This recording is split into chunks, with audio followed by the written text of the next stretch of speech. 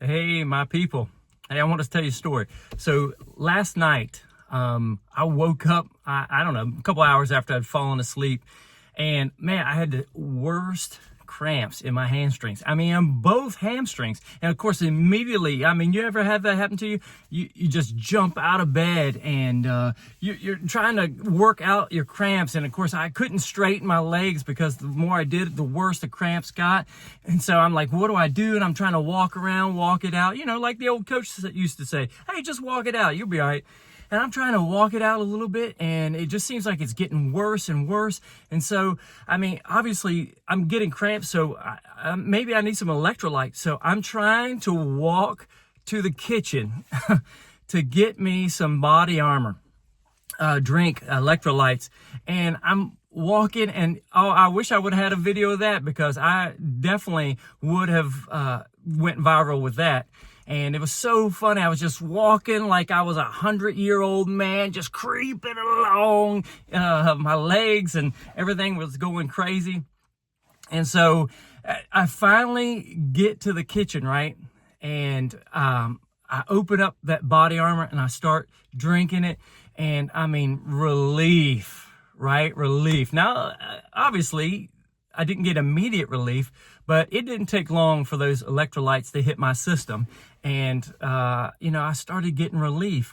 And so why am I telling you this crazy story other than just be, having fun and being a little crazy? The point of the story is only Jesus is going to heal your situation. All of us go through painful, terrible times in our life. And so many times, man, we're trying to find the solution in the wrong place. And so the point is Jesus, only Jesus, is going to heal your situations. But you might say, oh, come on, Scott, aren't there practical things that I could do that would help me through this? Well, of course there are practical things. There are some steps that you could take that might get you out of the position that you're in right now, the painful part that you find yourself in. But, aren't we talking about wisdom? We're talking about wisdom right here. And all of wisdom originates in God. And so that goes back to my point. Only Jesus is going to heal your situation. And, I get it. Maybe you're like, no, I don't believe you, Scott. I'm going to keep going. And I hope you don't. And we all do that. I'm a hard head by nature, and I keep hitting my head up against the wall sometimes thinking that it's going to help me. Keeping doing it my own way and in my own strength. And then eventually I always wind up back in a painful situation. But what if your situation doesn't change? Think about guys who come back from the Middle East or in different wars that they've been in. They don't come back the same, or they don't come back and their body is whole. And that might not necessarily change for them. And so, but God can heal that situation too. Well, how? He's not necessarily going to miraculously, cause a leg to grow. He's not necessarily going to change the physical things that happen to a person. So what has to change? Their perspective has to change. And that is huge. And so that's talking about changing your mindset, and your mindset has to change. And what I'm talking about here is the Yoke Life. The Yoke Life is all about perspective changing. It's all about getting close enough to Jesus that when you think about things and you go through life, your perspective changes.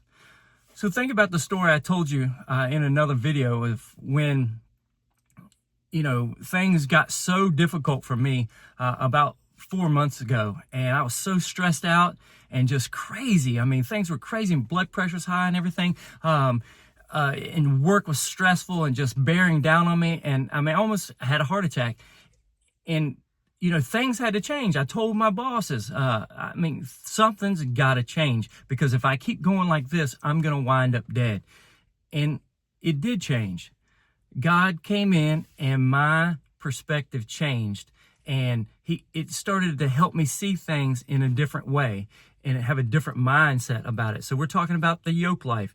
We're talking about connecting yourself to Jesus in such a way that you see life through his eyes. I mean, starting to live your life like if Jesus was living your life in your place, how would he live it? And I'm talking about becoming an apprentice of Jesus. And so how do you connect your life with him? You become a disciple, but I think a translation of what that word means in the New Testament, and I've gotten this from other people. Shout out to the Bible Project, Tim Mackey, and then shout out to Dallas Willard, John Ortberg, John Mark Comer. They talk about becoming an apprentice. And so what would you do if you were an apprentice? You would follow a person around. You would spend as much time as possible with them until your life or the way you started to do things started to look like the way they did things. And so talking about becoming an apprentice and what that looks like. And so, I mean, think about my story again. I finally get to the refrigerator. I'm in so much pain because of those cramps. I mean, it was killing me. I'm telling you, they were bad. And I get to, and then open that Body Armor. Hey, Body Armor, if you want to sponsor me, I would love it. Please shout out to me. I would appreciate that. But either way, it doesn't matter. I'm still going to drink your electrolytes because obviously they help. And so I drink it and, delicious. It's so good. And it did such a good job of resolving the problem. And so, I want to give you some resources. I wish I could give it to you. I wish I was independently wealthy, but I want to at least lead you to some resources. There's a book that is probably one of my favorite books of all times. And so let me tell you a little story about how I came across this book, or how I came across the truth of this book and how much it impacted me. So my wife, back in 2005, we woke up one morning and she's like, Scott, I'm in so much pain. And it was her abdomen. And she had just had gallbladder surgery. And so she's having immense pain in her abdomen. And so what do? You rush her to the hospital. And of course I was going to speed limit. Of course I was. And we get to the hospital and she's in immense pain and they realize it. And so they start giving her Dilaudid. Now, I've been told that Dilaudid is 10 times more powerful than morphine. So if you've ever had morphine, then you understand what Dilaudid is. And it really did help her. It helped her pain. It helped ease the pain. But what happened was they gave her maybe a little bit too much more than what her body weight or whatever could handle. And she's a little sensitive to medicine. And so she started breathing about one time for every one of our 3 breaths. So think about it. Take a second, count your breaths, and she was only taking 1. And so that's kind of scary. And so I'm sitting by her bedside. I mean, she's fighting for her life, but what do? I pray. Of course, I spent time in prayer. And, but this was quite a bit of time that she spent like that. And so I had this book with me, and it was a book that I had been reading. And the name of the book is called Hudson Taylor's Spiritual Secret. Now, Hudson Taylor was a missionary to inland China. Matter of fact, he wound up being the pioneer to inland missions for China. And it just told his story. Great story. I definitely encourage you to get the book. I'm going to put a link to Amazon down in the description. I do not get any royalties off this. I don't get any kind of commission or whatsoever. I'm just one beggar trying to tell another beggar where to find food.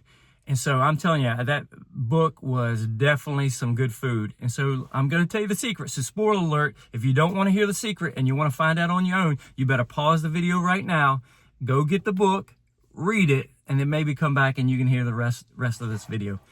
But Taylor was going through some really rough times. He was having some success with his missions, and some people were coming to know Jesus.